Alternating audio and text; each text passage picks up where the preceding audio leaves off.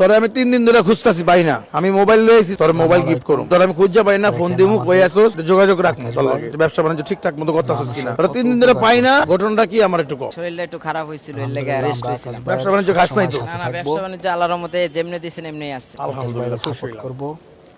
আমি ওরা খুঁজতেছিলাম দর্শক, ওর একটা মোবাইল ফোন গিফট করো। কেন ওই যে বিভিন্ন জায়গায় থাকে, একটু যোগাযোগ করলাম, কি অবস্থা ব্যবসা বাণিজ্য খোঁজ খবর লইলাম। আমার কথা হলো একটা জিনিস ধরাই দিছি, ও ঠিকঠাক মতো করতেছে কিনা একটু খোঁজ খবর লো।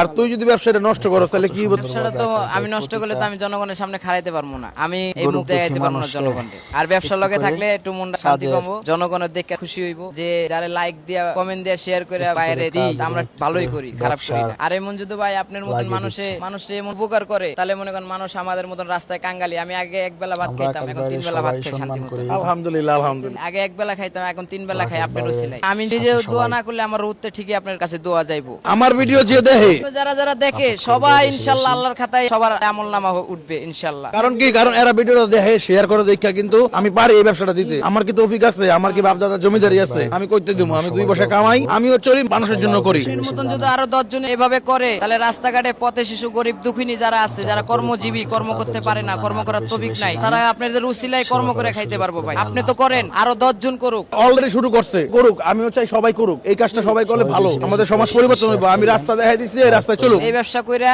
আমি 3 বেলা খাইতে পারতাছি, পেট ভরা গোসল করতে পারতাছি, শান্তি পাই।